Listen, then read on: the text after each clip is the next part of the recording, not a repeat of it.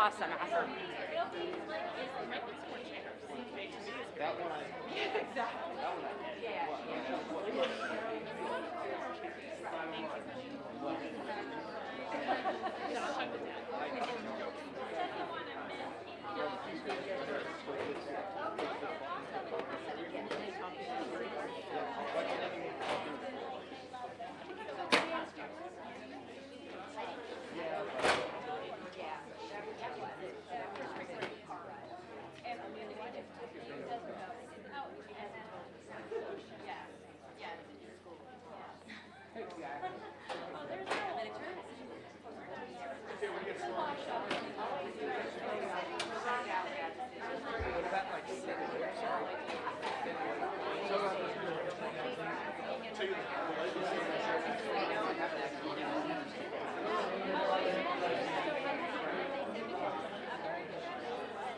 Do you want to tell what you can tell Mr. Webb? Is he sort of the guy who's? Oh, okay. Filming?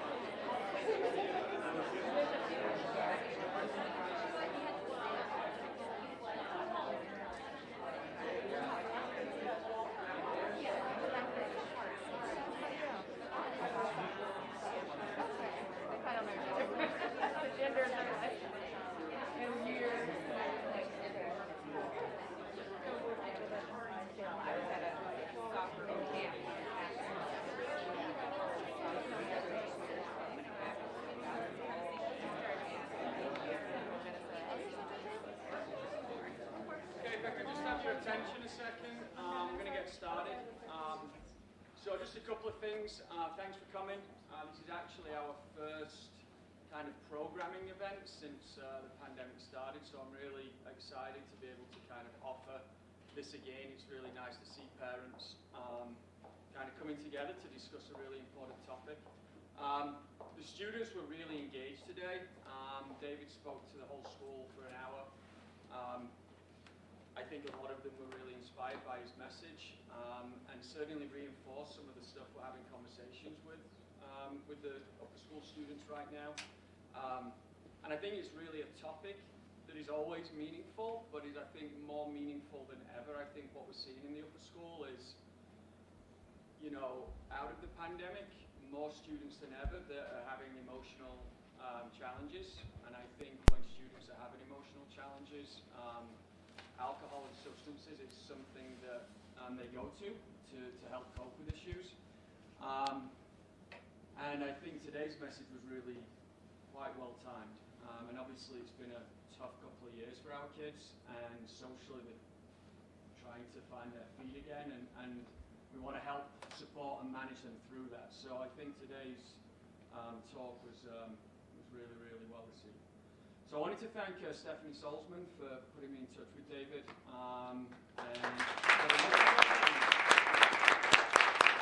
And without further ado, I just want to introduce David and Kent, who have joined us from Mississippi. So, you know, I'm excited for this presentation. So thank you. I appreciate it.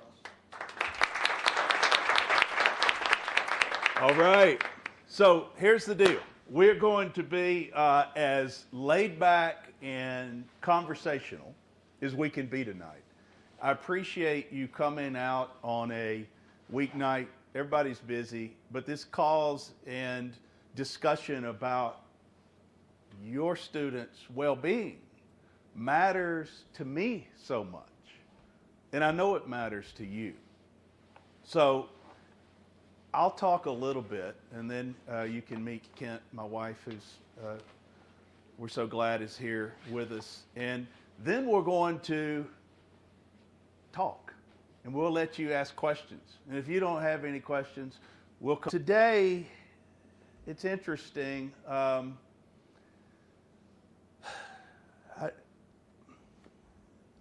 started out talking to your students about, I told them a lot about our family story. Because I think that for them to relate to the realness of using substances to change how you feel and what are the ramifications of that. And I can tell you that for 1 hour, I talked to them and I could see all 400 or 450 or so through the auditorium. Little things matter. But as a parent, overdose, and we'll talk a little about that. But we almost also lost our second child, Hudson, the year before William died. He was found at a fraternity house on the University of Mississippi campus, my same fraternity house. And he was found going to make it. So we're counting the time to pull the plug on him. I was like, I can't watch this, him in a coma. But he woke up and he had this miracle recovery. And in intensive outpatient, they have family day, right? And on family day, the little things matter. On family day, here is the story my son Hudson told about me, his father. Me, who coached him in 20-something youth sports teams. Me, who drove him to his select team, travel team soccer practice 3 days a week, 50 miles away. Me, who tucked him in every night and said, I love you so much. Me. He had one story. We're at the beach. Big family trip. The children were on ice cream as we finished dinner and polished off a bunch of bottles of wine, full of ourselves. My sister-in-law was there, her husband, my mother-in-law. We were enjoying ourselves. And Hudson is young and he has the cousins by him. He's like, Dad, can we have some money to go get ice cream? And I take my wallet out of my pocket and I hand him $20 and I'm so proud of myself giving my son $20. Y'all be careful now. And he's standing by me and he notices that I reach my wallet toward my pocket and I miss it. And I reached to it again and I missed it again. And then I put my wallet in my pocket. And I actually remember that, but I didn't remember it. But that is the one single story that my son told about me, his father, at Family Day when he was in alcohol and drug treatment. The little things matter so very much.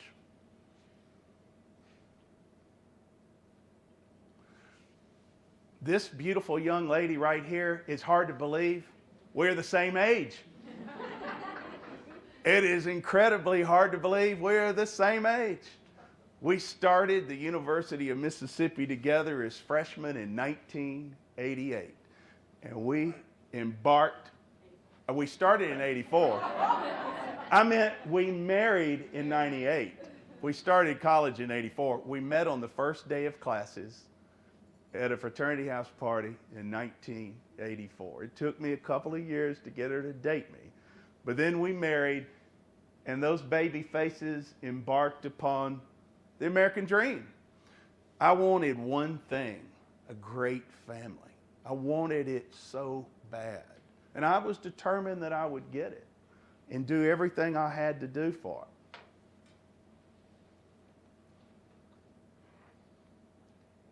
And we were well underway. That little precious guy with the violin right there, that's our son William, born in 1990. He was so shy and tender-hearted, but he was anxious, you know. And as he got into high school, you know, he figured out substances helped him get into the party and helped him get into the social conversation.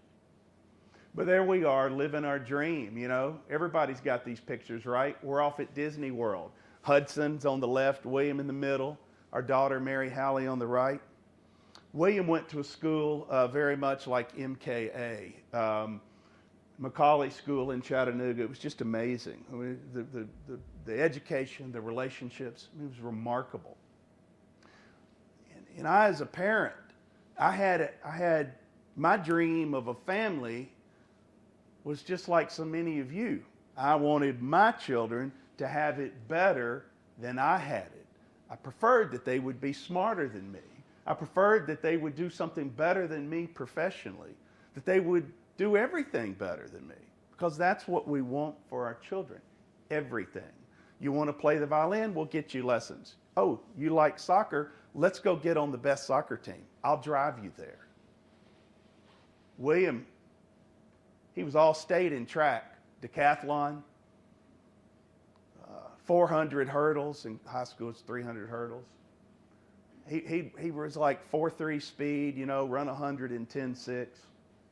He was amazing. But again, he was shy. And he grew up in a household of, you know, I mean, we were big social drinkers, and I didn't really know any different. I didn't grow up in a household with it, but I went to college and high school, and this is what we did. I was writing books and just thinking we're living this big life. William had his first alcohol drink in the 7th grade. He used marijuana regularly beginning in the 9th and 10th grade. Hudson, and I only found this out recently, he had his first alcohol drink in the 5th grade. He regularly used marijuana and alcohol by the 10th grade. And our daughter, Mary Hallie, just threw down the gauntlet on, I'm not going to have a substance issue. I'm literally sick to my stomach watching this with my brothers and my dad getting tipsy over the dinner table. I'm not doing that. And she was so determined, and all that pain welling up in her, she developed an eating disorder by the 11th grade. So our family and this big American dream was just splitting apart at the seams in so many ways.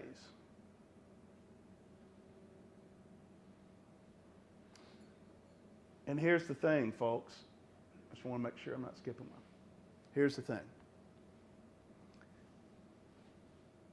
Things have changed. It's not as it was. So I started out today with an apology to the students. And I said, it's not from me, it's from my generation to you, your generation. Because things have changed. It's not as it was. And here's why. At the University of Mississippi, where I work, we have the National Center for Natural Products Research. And when I was growing up, we called it the marijuana field. It was one of the country's only legal marijuana fields for a long time when that was a thing, because it was doing natural product research, okay? And because they were the experts in testing, over so many years, law enforcement agencies from New Jersey to California to Chicago to Louisiana, when they do a drug bust, they still today, they take samples of marijuana and they send it in to our Natural Products Research Center. And here's what the scientists tell me, because they chart this. They say, David, things have changed. Here's what we know factually. The street marijuana potency has increased nearly 4-fold in 25 years. So in our minds, if our children are using marijuana like ours were in high school, I was alarmed, but I didn't quite understand what was at stake. But what they tell me is that in 1995, the THC percentage on average was at 4%. By 2021, street marijuana is now up to nearly 16%. So that's a fourfold increase. And what they tell me is that because of sophisticated extraction and distillation and purification methods, a lot of products on the street and how they know to use it in their means, they're getting 70 to 90% out of that much higher potency. I'm not here to make any judgment on marijuana pro or con. That's not my business. My business is to share things have changed. It's just not as it was. And add this fact in. In 1995, there really weren't prescription drugs that were hitting the market to be passed along among college students and high school students. So it's like they're getting a double whammy, because now there's opioids and synthetic fake opioids, as you read about every day. They're stimulants, and a lot of times they come for good reason. Like they may be prescribed a stimulant like Adderall or whatever for a valid reason at a valid dose. But that doesn't change the fact that that same drug is abused by students. And it still has to be on our radar, because I can tell you on a college campus, it is abused at the highest level and is one of the most coveted substances, which doesn't devalue its good uses.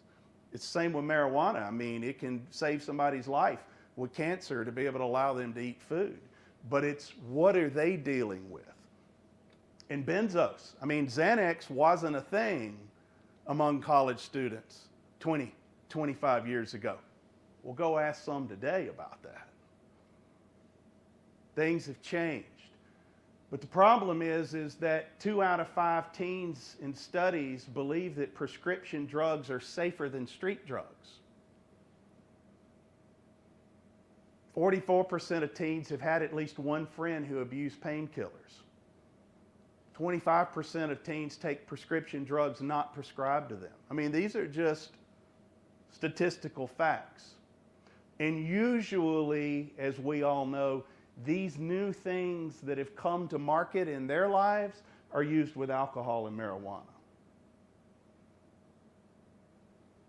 And here's what I learned the hard way.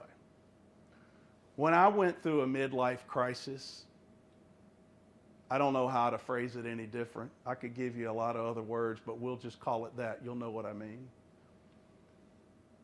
I went to see a psychiatrist for the first time in my life because that seemed like a good idea. But I didn't walk in and tell them, I'm not sure who I am, and I'm not sure what my purpose in life is. And I'm lacking self-confidence even though I pretend like I have it. I didn't say any of these things. And I have a mother complex because I was adopted. And I'm not sure about my father either. I didn't say any of that. What I said is, I cannot finish my book. And it's the first time ever I've not been able to finish a book on deadline. He said, I've got something for you. And he gave me a prescription of Adderall. I popped that pill in and I was on fire mentally. And I walked to my wife that evening and I said, this is the best drug ever. I don't know what took me so long to find this. In 30 days, I finished that book.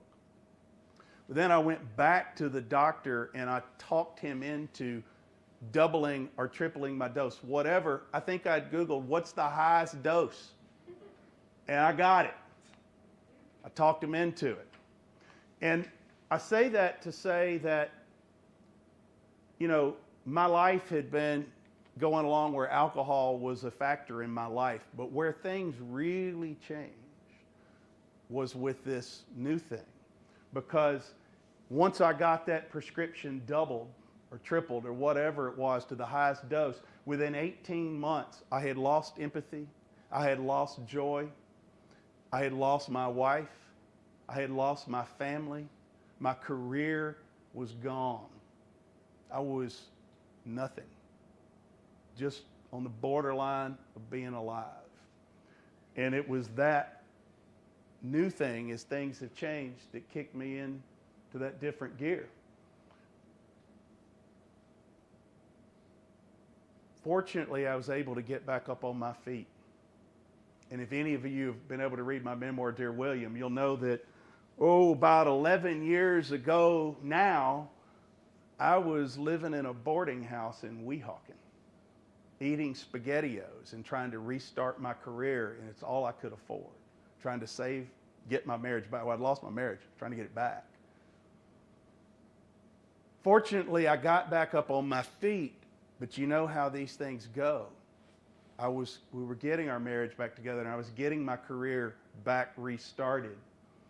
But as I said, things have changed. It wasn't just marijuana as it was. It wasn't just some alcohol, though those certainly took plenty of a toll. There were introduction of new things. Hudson, in spring 2012, a decade ago, as I said, at the fraternity house, overdosed on Xanax, marijuana, and alcohol. And the doctor said he has an alcohol problem. I can tell from his liver test. He's been drinking a lot for a long time. We didn't even really know he drank that much. That's just how they can keep things from us. But the doctor's like, the Xanax, that's what did it. Things have changed. Fortunately, Hudson came back to life. And we'll talk more about that in a minute. 1 year later, after that, we thought we had survived the worst. But 1 year later, I went and found William dead of an accidental overdose, opioids, alcohol, and marijuana in his system. And that's certainly something I don't want any parent to have to go through, and it was so awful. But I have to tell you that it was just as awful watching our sons as what I call the walking dead. When they're dead, they're gone. And it just breaks my heart to say that because you want to see them so badly again. But when they're here and going through the steps of life, but you've lost touch with them and they've lost touch with themselves, even though they're still making grades and they still might have a girlfriend or boyfriend and they're doing this and they're doing that, they've lost something. And that's actually, in some ways, more heartbreaking to me.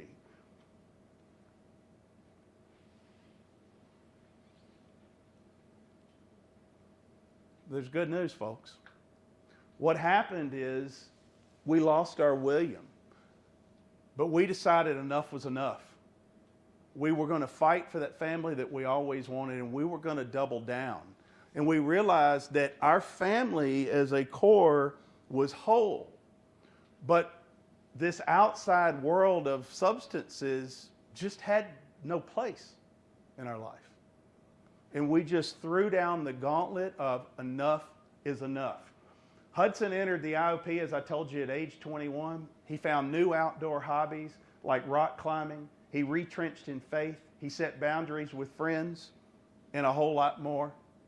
He's now 10 years sober and my role model and somebody I love is one of my favorite humans in life. Our daughter, Kent got her in quickly. We learned that treatment faster, more of it, quicker, earlier, matters. It matters and works. She got her quickly into eating disorder treatment with a counselor and with a dietitian. This went on for years, but we got her in early. And it worked. She's now a married mother of 2 years, successful in recovery.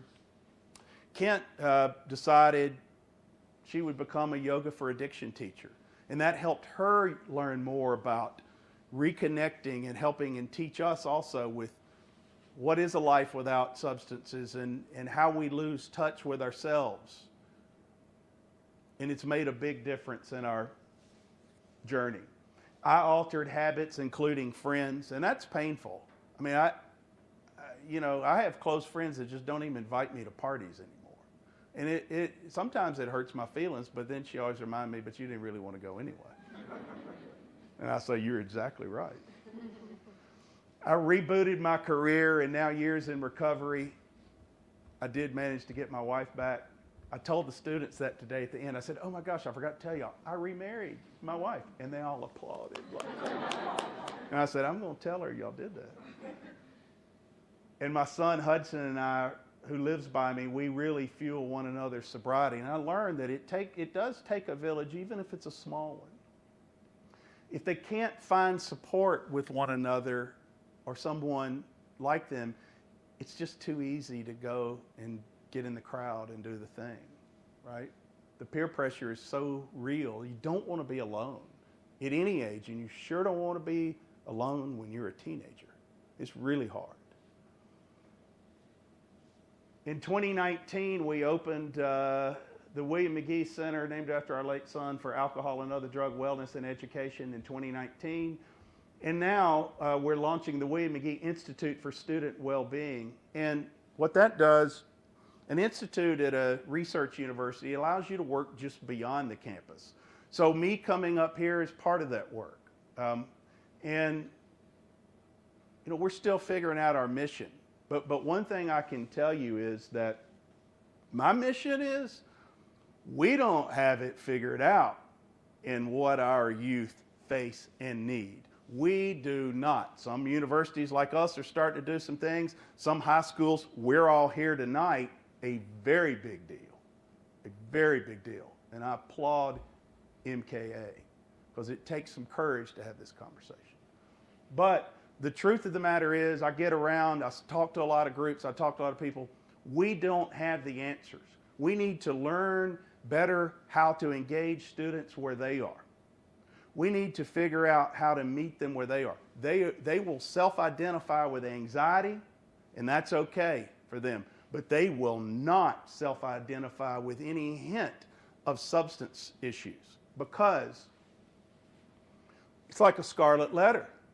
You're going to yank me out of school. You're going to send me somewhere. Parents aren't going to want their kids to hang around me. It'll taint me for where I go to college. I mean, it is a scarlet letter. We have a lot of work to do in stigma. We have a lot of work to do in how do we engage with those students to begin those conversations. That it's not a knee-jerk, that we just begin the process of discovery and learning and healing. So before I introduce my wife, Kent, just to say a few words, and then we'll take questions and answers. I'm asked by parents and I'm asked by students often, well, since you do this work with the Institute and with the Mcgee Center, and you talk to a lot of students, what do you find works? Well, there are some things that work. Number one, delayed use. That's a whole lot easier said than done. But the longer, as I told the students today, if you're not already using substances, if you can hold on a little bit longer, your odds for having joy in your life not taken by substances will increase dramatically. It's not a guarantee, but it increases your odds dramatically. Each year that you were able to mature and learn how to process feelings without using substance to alter them, you have a lot better chance for success. Or if they already are involved with substances, less use, better odds. Meaning, if they can do things that isn't a daily use and do things to have joy with friends and their parents and others where substances aren't involved, give them in teen formative years a chance to learn that feeling of finding joy without alteration. The more times you do it, the more times you have something to successfully go back to without it. Most important one, you got to identify the drug dealer. This is critical. The drug dealer is not who you think it is. The drug dealer is usually their best friend or somebody they're hanging around, or their brother. Guess who introduced our son Hudson to Xanax? His older brother, William, who I love so much and miss so much, and it's hard for me to identify him as that, but in that instance, that's what he was. Well, guess who introduced him to it? His fraternity brother roommate, his good friend, who was his drug dealer. The drug dealer is not who you think it is. It's very close in their circles. The other thing that works beyond a shadow of a doubt is counseling. And parents will call me often, high schools, colleges, whatever. They hear some of what we do, they'll call, and they say, should we get a counselor? I say, immediately. They call Kent, should we get a counselor? Immediately. Even if it's not a good one, You can move to another one. Get one. Get one, get one, get one. Invest that time and invest that money. The more we understand the more we develop our own emotional intelligence, the more we can reason functioning without altering our feeling. I tell all the students, the more you can earn what you get, the better.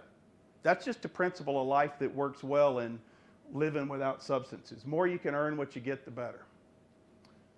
And the other things I tell them is, the more you believe in something greater than yourself and or vigorously pursue passions, the more joy you have. And the more you can learn joy, the less likely you are to turn to things to try to alter your feelings. On a regular basis, I get to talk to students who are stuck in habits of daily substance use, marijuana in particular. Parents ask me all the time, what's the most surprising thing you find? My most surprising thing is how many students come to me and go, I thought this was mild. I don't understand. Why am I addicted to marijuana? I didn't even think it was addictive. That's the most shocking thing I get, because I get it all the time. They can't get off of it. But every one of them, I ask them a question. I go, let me ask you, are you having fun? Are you enjoying this? And I have asked that to dozens, if not hundreds. And I have yet to have one single one, not one, go, oh yeah, I'm having fun. All of them want out, but they don't know how to get there. And this list helps. And, you know, people have more happiness in life when they believe in something greater than themselves. And it's the same for young people. Just having a list of things to check off, to excel in, just sometimes doesn't do it. Didn't do it for William. I made that list for him 100 times. That was my list. You know, when Kent found his journal, she went and cleaned his apartment out, and she found his journal, and he'd written in there, my dad made a lot of decisions for me. And I did. And I'm so sorry I did. Because it didn't really help him grow. With our other two, we decided we'd stop doing that and had a lot better result, you know. And we still do it some, but we tried to stop as much as we can. So I went on way too long, but she never takes nearly as long as I do. I'm so happy to introduce my wife, Kent.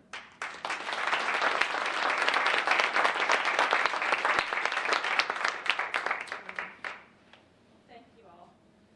And David is a speaker. I'll say that right away. I'm more the color commentary, so I have not as much to say for sure, but you know, I'm always a little bit out of my comfort zone when I stand up before a group, and especially start to speak about something as what can be private as our family's struggles. But you know, I guess when we've been about 5 years now telling our story, and David came to me first. He's a journalist by career, you know, has had different venues of that, but he wanted to write. He said, this point, we're about 3 years past our son's passing. He said, I want to write about this. And I was like, of course you do. You know, that's what you do, but he wanted my permission. And so it started with just a piece in the newspaper he was the publisher of. And he let me read it first. And it was just really a strong piece, giving advice to the incoming freshmen. We live in a university town, and kind of addressing their parents. And you know, that piece went viral. It was read over 1 million times, passed around. I mean, literally kind of the definition of viral. And immediately, we were just kind of overwhelmed by the response of people that needed to hear that, and then just wanted to. They just so connected when hearing somebody else tell a truthful story of what addiction looks like, because that was his point. It was like, let me tell you about my son William, and he struggled with substance use disorder, but he was not the image that we all have in mind. And that's what's driven me to say, okay, let's tell this, and for me to stand up out of my comfort zone and talk about it and do anything that we do is just to help do everything we can to get rid of that stigma that comes with addiction. You know, our son, like, he College and Croft Institute, which is our international studies program, and a strong student. You have to be a strong student to stay there. A's, ran SEC track and fraternity, all those things, and did well at it. And we had, in hindsight, you can always look back and go, yeah, there was this and this and this. In hindsight, things become a lot more clear, but trying to erase that idea of the stigma that's so false, and just helping parents learn to have a clear vision. A lot of times if you're worried, if there's a lot of smoke, it's true that sometimes there is a fire, and we were the worst at trying to explain away, well, I'm sure there's a good reason why this happened and that happened, and then you hit the fence, the electric pole, and you had a good reason for that, with no other cars, and just all we couldn't connect the dots because we were so trying to convince ourselves that everything was okay, because we were so afraid of admitting there was a problem. You hear that one side of your brain saying, I think there's a problem, and then the other side saying, he's in the honors college, he has A's, he's doing all the things, he's has a ton of friends, social, how bad, he's probably partying, maybe smoking weed, just how bad can it be? But it's just this battling back and forth. So that's what drives me, is just to have the idea that whatever you think a problem looks like, maybe is not exactly how it looks. What the stigma holds, that you think, you picture the sky that's over the city that we stepped over about 5 last night, coming into our hotel from dinner. And I'm thinking, see, that's what I always thought that was the problem stage there, but it's not how it is. That's like a cartoon image of one. And that the stigma is what keeps people out of treatment, keeps parents in denial, because they're so afraid of the label.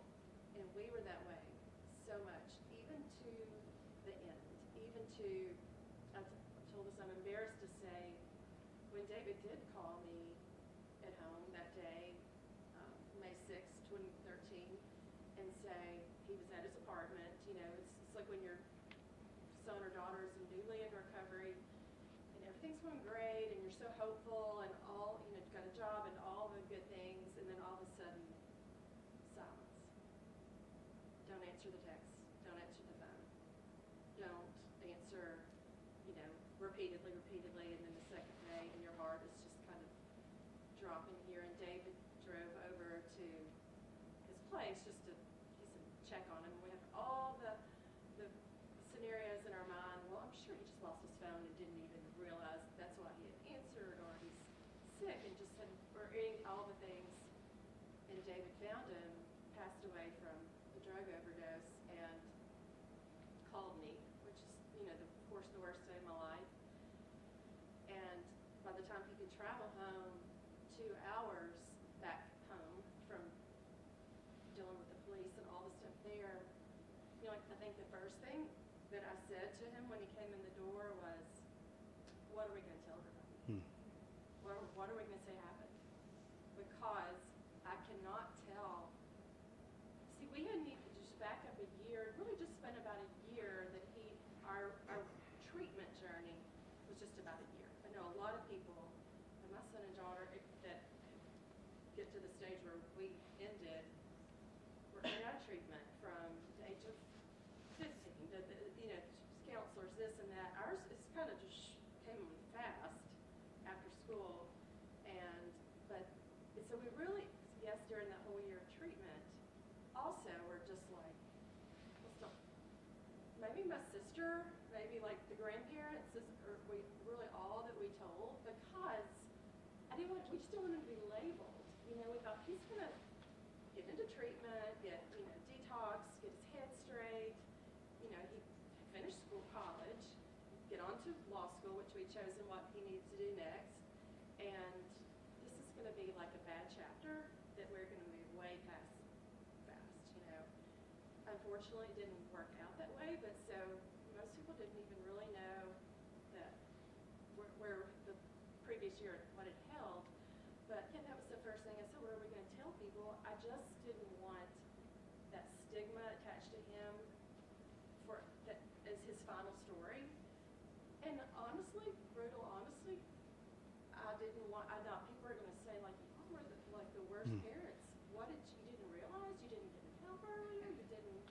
you do wrong, you know? And I just was afraid, you know?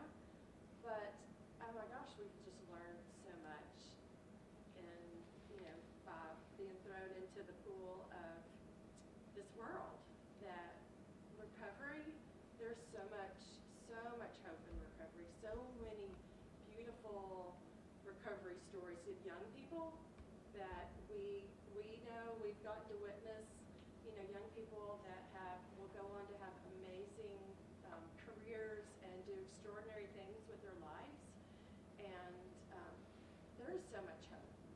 So, you know, I wish that I hadn't been so afraid of connecting the dots and realizing it, and maybe gotten help earlier. You know, in my hindsight, I do have 20/20 vision, but there's so much hope. So that's, and I kind of think of our story as a story of hope. And you know, when David wanted to write his piece, and then he wanted to write the book, you know, which goes into his memoir of just in a lot of depth, and it's very honest and real, and we have had just amazing response of people find it very refreshing to tell the ugly side, you know, the dark, and just not the not pretty, like we were saying earlier, the Instagram filtered version of how everything looks, you know. And when your family, with your spouse or a son or daughter that are dealing with substance use disorder, I would challenge you to I believe strongly that you feel like you're carrying a million secrets. You know, you don't want people, you're so afraid of judgment. People aren't going to understand. You're going to get labeled. Your family's going to be labeled. You just feel very alone. And that was my experience for sure, and I think our experience. But that's part of what kind of drives us to tell our story. Maybe it helps somebody not feel alone. Because I can't tell you how to make sure your son and daughter never struggle with substance. I can't tell you that. I can't tell you how, if you feel like they are struggling, definitely I can't tell you for sure what plan of action you need to take for your situation, you know. But I can let you know that you're not alone. You're not blazing through totally new forests, that there's people there to support you, and no matter how you handle it, there's hope. There's so much hope at the end. You know, it's not a death diagnosis, you know. So anyway, that's kind of what has led me to jump in, and our whole family really to be part. You know, somebody told me once, you have to really lean into your pain story and own it, or else it owns you. And so I feel like that's kind of what we're, you know, it's kind of hard to just have all the things that have happened to us happen and then just kind of move on quietly along your way. I mean, to me, I think it could have, I could have like sunk me, you know. I had definitely a spell right after that I thought, you don't see the way forward, you know. But the way forward for us has been leaning into it, and you know, there's and even as crazy as it sounds, there's gifts in everything. Our family unit, for instance, we have more resilience now, more empathy, more sympathy for our fellow humans in our community, and you know, everywhere I feel more motivation to do something with this season in my life. You know, we're empty nesters now, and just enjoying our grandchildren starting to come trickling on up, and we needed something to be able to pour into, and for anything that we've done, for the work David's done in helping have the idea and get the center started at the University of Mississippi, and my work in yoga, and I worked in the inpatient treatment center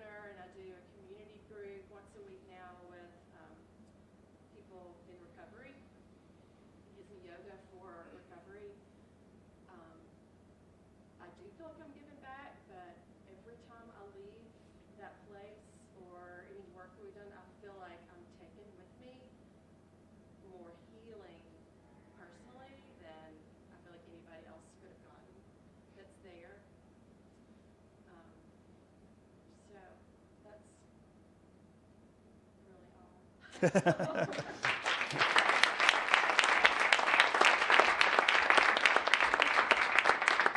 Okay, that was great. So, You should have seen it when I was trying to get her back and I was living in that boarding house in Weehawken. They didn't even allow visitors, right? So she's like, I'm out there like, well, you can't come in. I'm sorry. It was like I was 12. But we made it. We made it. And I will say this before we take questions. Don't be feeling sorry for us. Somebody told me the other day, they said, yeah, you seem pretty happy. I'm like, on a scale of 1 to 10, it's a 10. I mean, we really found joy. And one of the ways we find joy is we find a lot of young people have had success. And we still get our hearts broken when they don't, but we've seen a lot of success, and it makes everything great. Makes it all better, all better. So what questions do you have? We've gone on a long time. We care so much about this. We get talking. I said we'd talk a little, questions a lot, but we got time for questions. I know it's a school night and work night, and it's late, but who has any questions? We'll answer anything. Nothing off limits. About us, book, students, anything, whatever. Yes, sir. Sorry for what you guys went through. Thank you. Saved countless lives. Thank you. In the process, but Ken, do you blame David all for maybe Great genetics or just Yeah. that kind of thing? That seems that the 3 children each had some addictive personality issues, and do you ever hold that? My side's got it too. Okay. So Yeah, and I feel like probably everybody in here, you go back to. all That's their actually a great friends. question. Oh, well, I can't. Yeah, but, no, absolutely not. And, there's a genetic component to addiction for sure, but it's not it's kind of one of the few, health diagnoses that has genetic components that also you have to be exposed to the substance and ingest it before that gene kicks in. So it's not necessarily just like sickle cell or something like that. But no, of course not. And, we have, of course, immediately, like, what we do wrong, what we do, once we move past what we should have done, we kind of just faced each other and said, I think we did everything. There's very, very little that we regret. And of course, we did some things great and some things we could have done better as parents. Like, just saying, like he says, the little things, just realize, and we probably never realized how closely they are watching, even from your little bitties on up, everything you do, every drink you mix for yourself, and which we did really regularly for a spell. But, we both agree we couldn't have loved our children more, given them more opportunities, all the things, and thankfully, I will say that's a great question. One of the students asked me today, do you blame yourself? Do you feel some responsibility? And I said, let me be clear. Yes. And I do. Does it keep me up at night? No. I own it. Does that mean if I hadn't done some things that I did that they might not have ended up there anyway? Well, of course they might have. But I absolutely bear responsibility. I was caught in my own story. I was creating turmoil in my household with infidelity. And children, if they know or don't know, they know. My mood, which probably hasn't altered much in 10 years since, was just like this all the time. They felt it. They knew. And I told the young man that asked me today, I said, absolutely. Not in a blaming way, but I would say for Ken, I can say and answer that. It's a great question. We never could have found joy in remarriage if she hadn't just let it all go and picked up and moved forward. Because if she'd held on to all of that, I don't think we'd be getting through this. You know, it's a great question. There is a piece you have to make. We're coming right to that question. My favorite line that I never got to give you. Because people say, this is great, you wrote an addiction book. I'm like, yeah, I wrote a book about families. All of us are on a journey as individuals and in a family unit, big families, small, two-person families. I wrote a book about families. Families, they say, are the root of our socialization. And I don't think there's any doubt that's true. But therefore, families are often the root of our pain. And they also can be, though, at the root of our joy.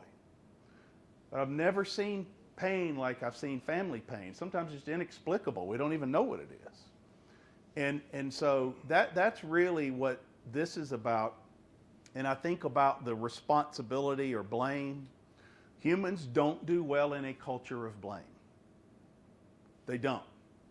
I learned that writing business books. Businesses, people, they just don't do well in blame. And I think to move forward from family pain, we had to let all blame go. I want to thank you for sharing your story. Clearly, Thank you. yeah, it's very real and it's very personal, so I really appreciate that. Thank you.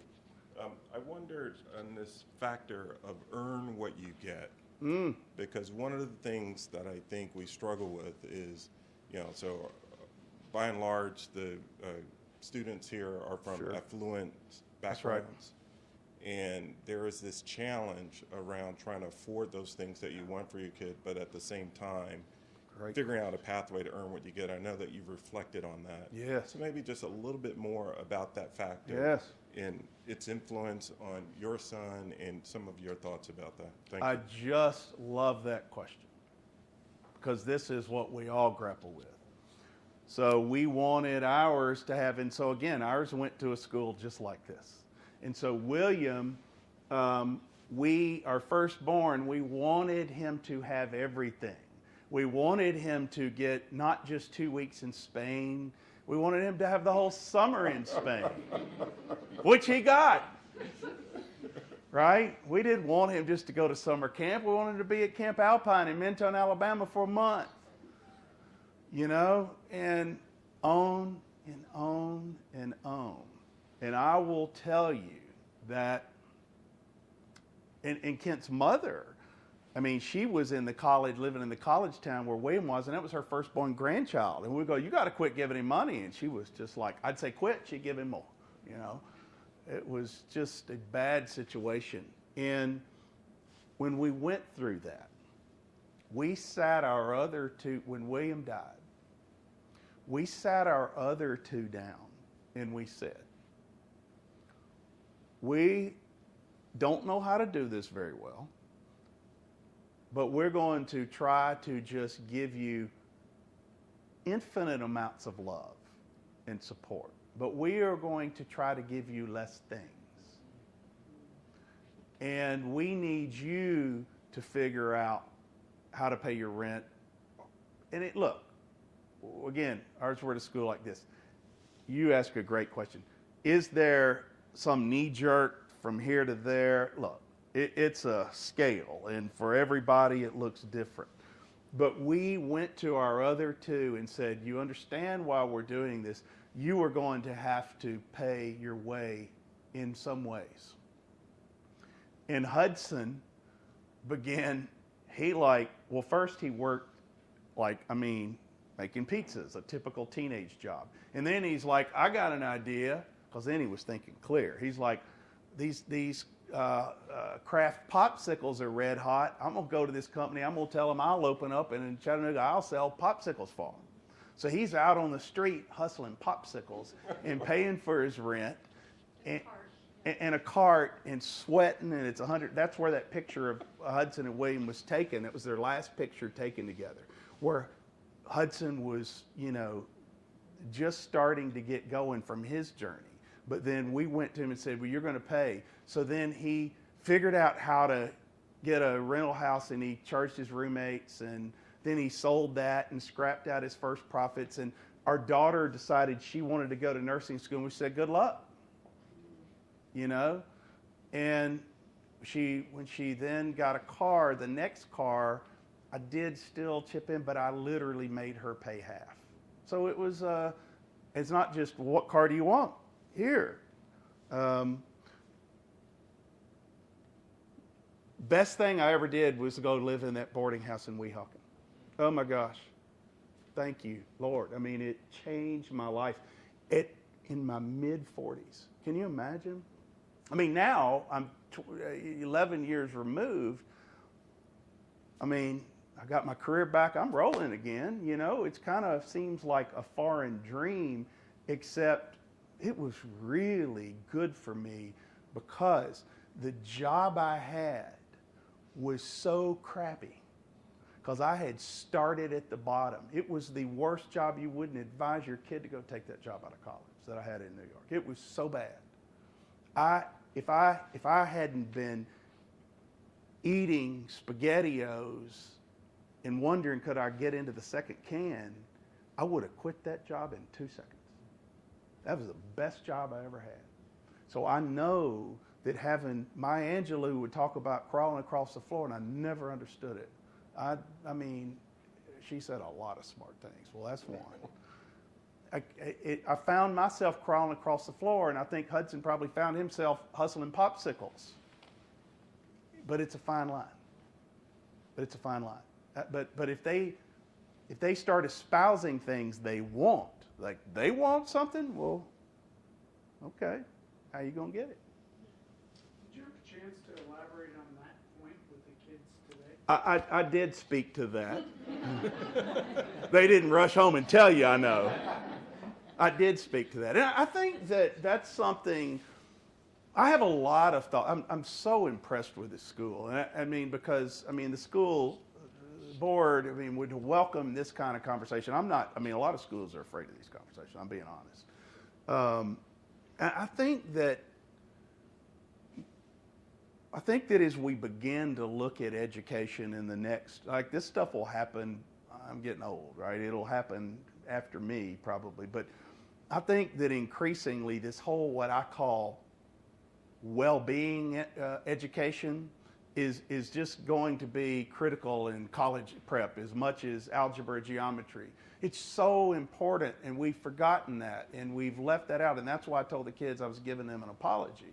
Like, look at these things on this list that have happened, that they are at the pinnacle of mental health crisis of a generation that's never been faced. And I gave you the list. Well, what do you do when you face a mental health crisis? You want to alleviate that pain, so you self-medicate. Who can even blame them, honestly? Because they're not armed with all the tools. And I think this kind of education is increasingly going to have to be a part of really how do we prepare young people to be so well-rounded and really understand making their own way and what that takes and general well-being. And the last thing I will say is that I mentioned the word joy. I talked to them more about joy today. I find that young people in drug and alcohol talk, they don't really respond to, people are dying of overdoses, you might die. They don't really, like, we're all scared of that. We're scared to death our children are going to die. They're not. They are afraid of loss of joy. They do understand joy.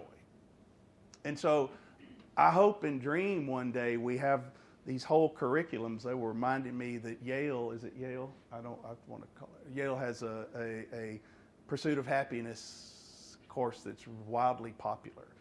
And I think there's a lot to be said for that, about teaching young people about what elements bring joy and how do you get there at young ages. And I think that's part of it, because you get joy through self-sufficiency. We get joy through self-sufficiency. We just do. Yes, ma'am. Just going to the two points. It was obvious when writing the book that you took accountability. It was very seldom did you miss an opportunity to illustrate in your words how your actions and what you were talking to William about met, whether you were holding a glass of wine while talking to him, right? Or, I'm sorry. No, I know. That was such a dumb idea. It was just so raw in the moment. But there was one in particular that you had written, I think it was Hudson, and you saw him at a party drinking a beer. And in that moment, you felt like a parent would, oh my gosh, there's my son drinking a beer. And you had spoken to him prior, and he said, no, it's under control. And, you just hold one, and you just pretend you're drinking. Right. So in that moment, if I can paraphrase, if I remember, you said, well, he's drinking a beer, but he's standing straight. He's coherent. I'm looking at some of the other kids, and they look as if they're losing control, and I'm proud of him. Right. And then in retrospect, Yeah. geez, maybe he had just built up a tolerance, right? Yes. At a moment, like, Yes. so there was a lot of relatable moments in the book. So I'll give you one more without getting emotional. My son's making his confirmation. So before the pandemic. It's okay if you get emotional. I cry all the time. Altar boy. And he came home. I said, how was the talk? And he said he wanted to talk to me about faith. Because you said that got you through. Oh, yeah. I just love that. First of all, thank you for reading Dear William in such detail. Bless you for that. I'm totally going to cry now. It's your anniversary, so if you're going to show the ink. Oh, yeah. Hey, I might show y'all that ink if I... Yeah, I didn't even realize that. It's March 8th. Son's back. I mean, I'm real tempted. There's a lot going on under this shirt now besides that. Lots changed in yeah, it's getting a lot's changed in 11 years. First of all, I've had cancer, so you see I got a little imbalance going. You don't want me to take my shirt off, I promise you. Thank you for that, and it's March 8th. Wow, that's so beautiful. You read the book in such detail. All I ever wanted to do in writing the book was write these subtle moments of being a father and being a man in failure and a parent in failure, and try to illustrate them in a way that people were turning the page and just feel like I'm just reading this guy's story. But you got it, and thank you, which is, we're all just doing that in life. We're all just living our story. But those moments, we were proud of Hudson that he could knock back. We thought, okay, we don't need to worry about him. He's over there having a beer. Remember that? And we were like, oh, he's going to be okay. Well, turns out he had been secretly drinking large quantities, like fifths. There's a couple of morals of that story. One is, do you know the most common thing that parents say to me? And in fact, I'm not going to say everyone, but I talk to a lot of parents, high school, college, and I don't want to exaggerate this, so I'm going to say 90%. 90%, at least midway through the conversation, go, I'm just thankful, I know my child is going through something, but they're honest with me. They're telling us what's going on, so at least, they're honest with me. So I think I generally got a feel. They're not honest with you. I'm sorry, they're not. And the problem is they think they are being honest with you, but they're in denial with themselves a lot of times. Or maybe part honest. Yeah, sure, they're partially honest. Selectively honest. But we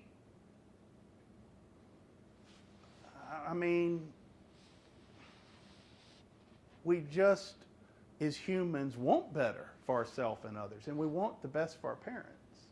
And so, in all earnestness, no, I'm okay, because tomorrow we'll plan to be okay. But then tomorrow comes, and it's just usually, I'm sure there are situations. If somebody's like, my child's not doing anything, and then they're really not, there's not some trail usually. But usually if they're into something, I've rarely seen a situation where it's come once all information has come out and they get in some therapy, they get in and like it really starts coming out. I've just almost never seen a situation where there's not just more, but a good bit more. It's just because they're in their own denial. It's nothing to do with you. Yes? So I'm just curious, why did you leave anxiety, treatment of anxiety, out of that list? Yeah. Well, it's a big deal, and I certainly battled it when I was young heavily, and that was a part of my journey. And our young people, they're all battling it, probably, right? Some level. It's an interesting thing, and I did talk to students about it. It's a great question. So we're seeing this phenomenon. I mean, phenomenon. 10 years ago, students would not identify with anxiety, but they do today, and in fact, in stunning numbers. Stunning numbers. And I think it's real. Don't question them. I was eaten up with it, right? It's real. The challenge becomes of what I see on a recurring basis, and I am not a professional. I speak from anecdote. I see a lot. It's just what I see. To get to that anxiety, they got to strip the substances away. So I spend a little more time there because I'm not a mental health professional, but I do spend a lot of time in this realm. But you're 100% right. But if I take a group of students like this, and I've done it, how many battle anxiety? Well, 3/4 of the room. If I ask how many battle substance issues, there's not any hands going up. Maybe one. I doubt it, usually. It's because they need to get the substances out to be able to get a base starting point to deal with what's going on. And that's the challenge, is the self-medicating doesn't work. It actually just makes the anxiety worse. There's a addiction specialist that I followed, Gabor Mate. I don't know if y'all have heard of him. And I've followed and read a lot of his books, working with my yoga for addiction things. And he says, which struck me, he said, well, the root of every addiction or substance use disorder, most professionals believe is some form of trauma or pain, and we're trying to cover that pain. He said, so we're so focused on why the substance use disorder, why the alcohol, why the drugs, how do you fix the alcohol, the drugs? He said, we need to be looking at why the pain, why all the anxiety, why do they get into That's that, right. and not like, how do we solve the Band-Aid problem, which is a problem, but the root problem is pain and anxiety, and what is causing that, and how can we help that issue? Yeah. And all the drugs actually in your That's list, alcohol, Xanax, opioids. That's right. Even the Adderall. Actually, And it just deepens it. And so we see students in this spiral. It's like me. I was dealing with real anxiety. I got on an Adderall prescription. I got it doubled or tripled or whatever I did. And my anxiety level and depression, it was just like, whoa, it just deepened it. The first day it was great. But after that, there was no duplication. That's a great question. And yes, sir. No, that's you. So, thank you for sharing your story. Oh, thank you. It's raw and real, and really appreciate you doing that for us. Thank you. My question is, I don't know what your thoughts are with the Institute and other things that are maybe being done either at the grassroots level or at a research institutions to try to really expand mental health Yes. care and access. Because right now, you think about it, you can go to the doctor for any physical ailment as many times as you want. Yeah. Insurance covers it. But most insurance plans will really limit the number of mental health visits if they cover it at all. And I think, between crummy access and the expense, because it's not covered, I think a lot of people are very reluctant and reticent to even seek treatment or help. And it's a real problem. And you think you go to the doctor once a year to get your checkup, and we could all probably benefit from a yearly medical checkup too. And it's, I see it, I'm a physician, so I see this an organic cost, an organic situation where patients come in, their physical disease is really being rooted by mental health issues, and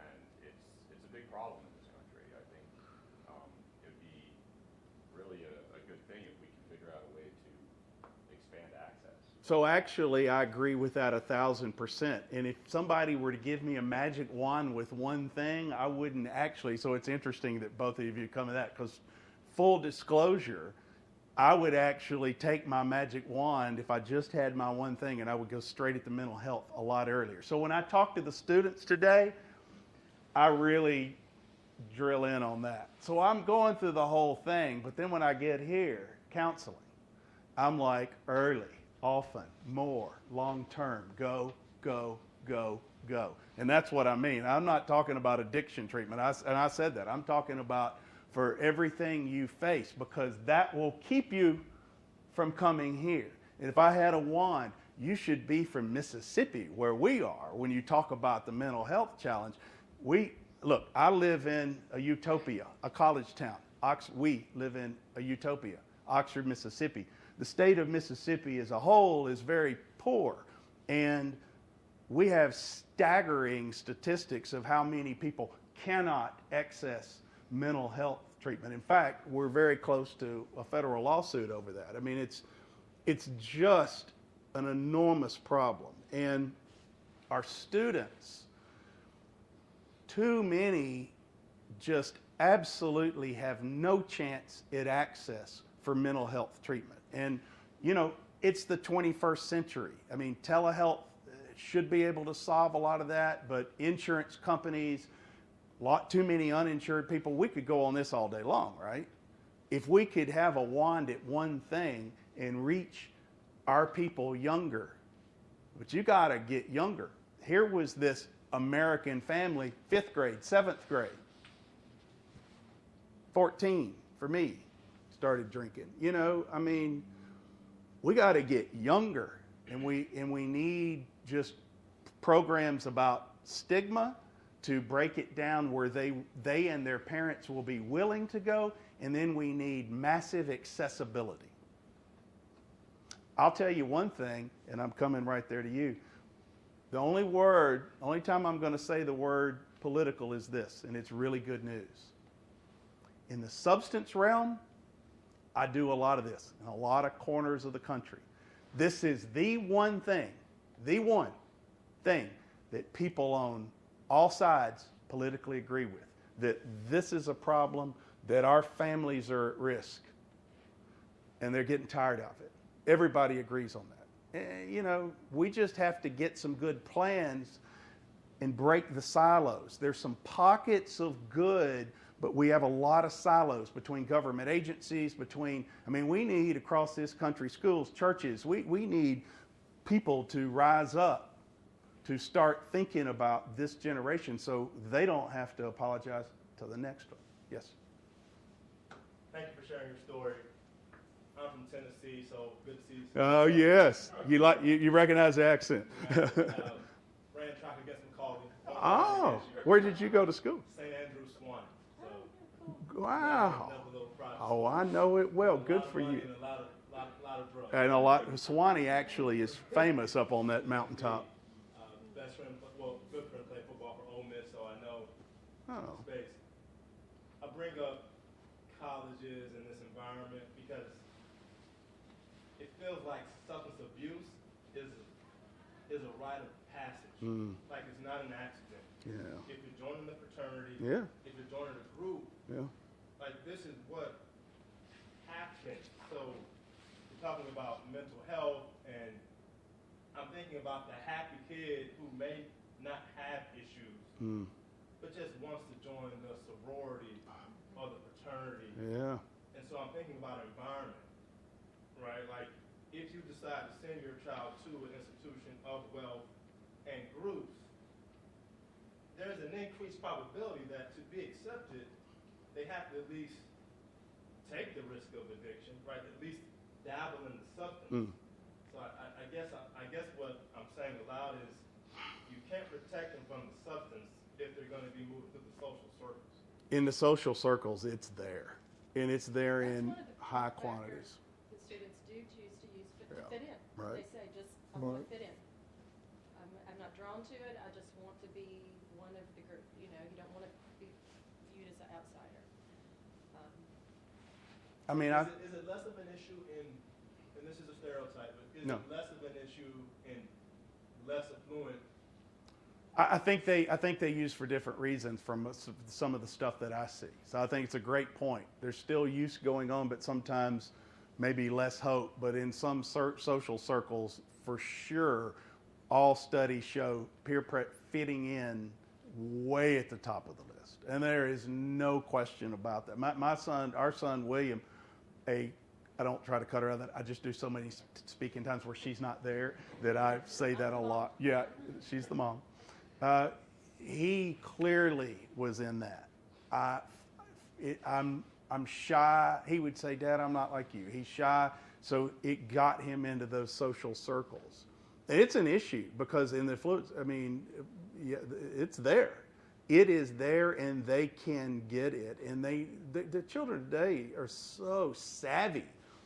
I mean, William, even back in his day, I mean, what's on the web and social media? It's like, I mean, there's like, they can get to the dark web and the dark web, and I mean, they can tell you how to make that stuff. They can tell you, like, I mean, they've had a student telling me the other day, like, we don't get addicted to stuff because we're like actually addicted, meaning they're addicted to using, but they're not physically addicted because they got all these things. You do this substance, and then you back it up with this one, and then you move to that one. There's like, it'd be like somebody going through a preseason football workout.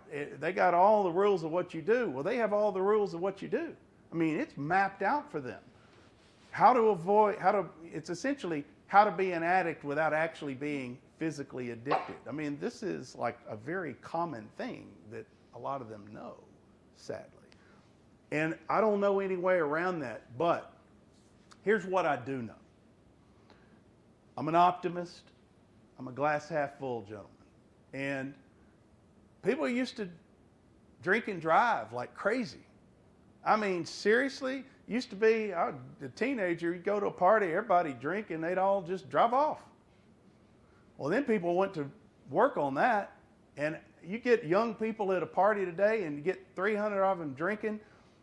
A lot of times, not even one will drive home. They are scared to death of it. They will get an Uber. They will call a friend.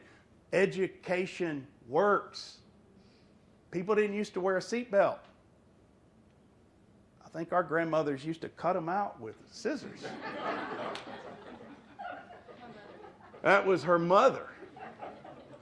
And, you know, look, people wouldn't think about not buckling up. And now the vaping's making a comeback, but the cigarettes, Truth Initiative had some real success in advertising with that, and they did a great job. And, it's like water in a balloon and vaping, but, we'll still take our victories. Education works, and so I agree with you, but I am unwilling.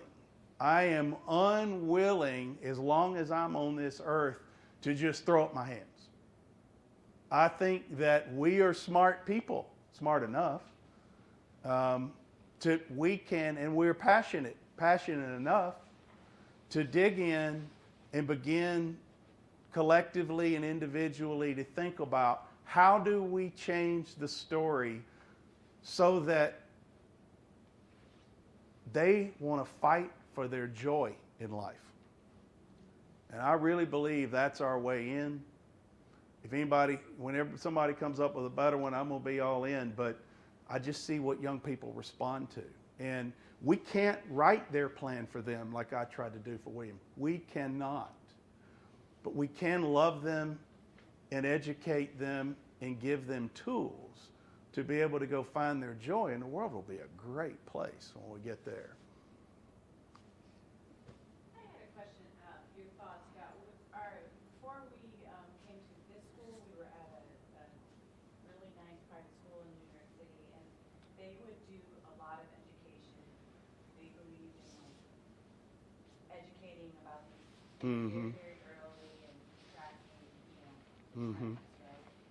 So in one of the presentations, they presented the idea of helping young people with substance abuse, this barrage of substances that were coming their way, by helping them put up, like, one of the things we could do as parents is help with some guardrails and things like that. And so one of the suggestions was start very early with like random drug your own home, even though there's no way you think your sixth grader or fifth grader Sure. is using drugs and things like that. And what are your thoughts about that? Because we started doing that in our home, and then we moved back to New Jersey, and like we tell people. Yeah, it makes some people sweat. We're like, no, we heard this. We're like, Yeah, trust me. Yeah. People are like, oh man. And I'm like, no, like this is like, like guardrails. Like the kids are, they can't fight the peer pressure. So sometimes the parental help of saying, hey, we're gonna help you. We're gonna put.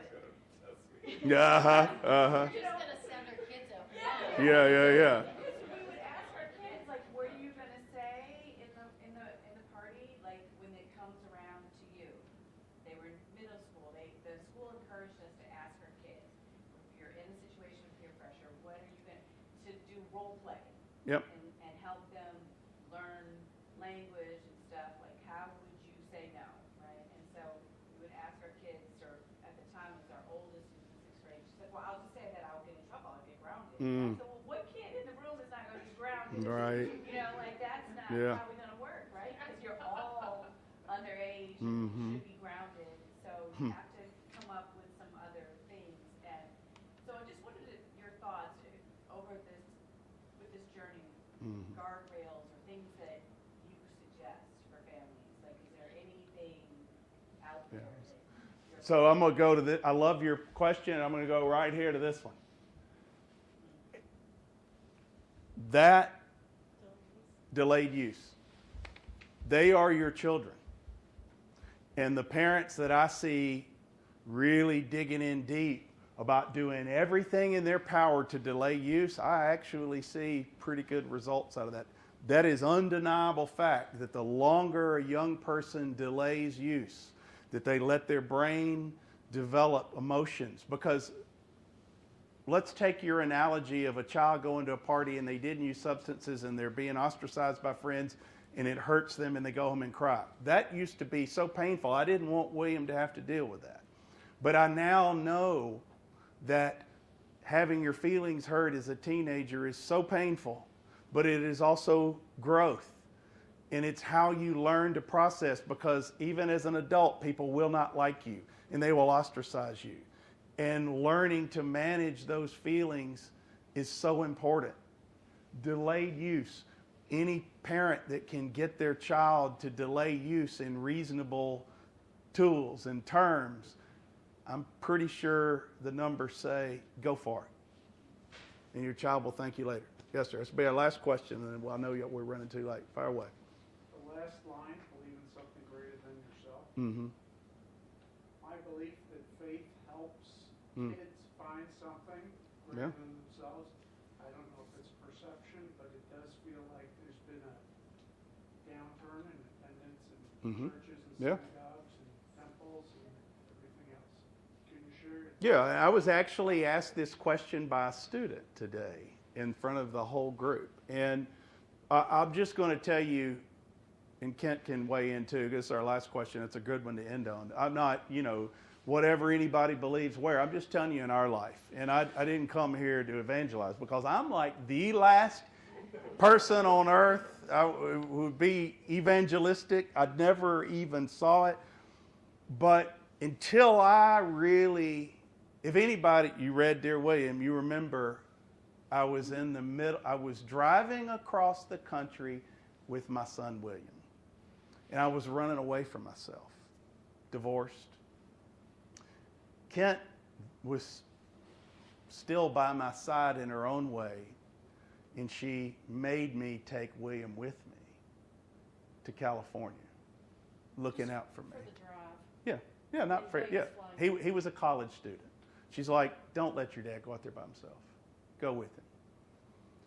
And so in my mind, I didn't really want him to come, but I'm going to lecture him on the trip about his substance use, because I'm starting to get worried. He's a junior in college, and I'm like, I think you're spending too much time with this. In my mind, he was becoming a pothead. So we start driving, and we just go through the most horrible elements. We get in a just wicked snowstorm, biggest snowstorm at that part of Oklahoma when we were there that's still ever fallen. And I'm talking to William as we're just trying to navigate and survive in this storm about my concerns about him and what I think are virtues of good living. And everything I said kept bouncing back at myself. So that by the time we were out in New Mexico, I'd had a lot of time to think about, why am I taking Adderall? I don't even understand. I didn't mean to. Why am I throwing my marriage in the trash? Why am I drinking alcohol? It doesn't benefit my life. And who am I anyway? And by the time I got to New Mexico, there was no cars anywhere. It was the coldest night it's ever been at that spot in New Mexico, since records have been kept. And William wanted to stop and get out. It was like 16 degrees below zero, and my tears were freezing in my eyes. And we got out, and there's no light anywhere. We're just looking up in the stars, and it's me and William. And I'd been talking to him, but I realized I'm talking to myself. And he and I laid back at the car, and it's 16 degrees below zero, not wind chill. 16 degrees below zero. And we're looking up into the stars, and I just realized I'm just a small person. And who am I to try to go overpower this world? Who do I think I am? And it was really the first time that I ever took this faith magnet that I kept way over here, because I'm a man and I didn't understand it all, so I couldn't go there. But I realized I don't have to understand it all. I'm looking up into those stars, into this vast, incredible, beautiful universe. And I thought, there is clearly something bigger than myself, and I don't have to understand it all. I just have to quit fighting it, and I have to give in. And it changed my life. It changed my life at that moment in that spot. And I think Kent will tell you, I've never been the same since. And I think that there's a reason in AA meetings they tell you to go find your higher power, and people interpret that in different ways. I just don't think there's any question. You can go look up any story of any research of human happiness, and I know in this group a lot of you have read them. And people always are happier when they have something bigger than themselves that they believe in. So faith was a big part of it for me and for us. And my son Hudson, I just don't know that at 21 he could have done it without it, because there's this whole party and all your friends going on around, and it takes such conviction to stand over here and just sell popsicles and try to get to going back to another college that wasn't the right one. And you're not in the fraternity anymore because you just don't feel like you can go back. And I don't think we would have made it through without it, And I'm no evangelist. I'm just telling you what the truth is. I thank y'all so very much. So very much. Thank you.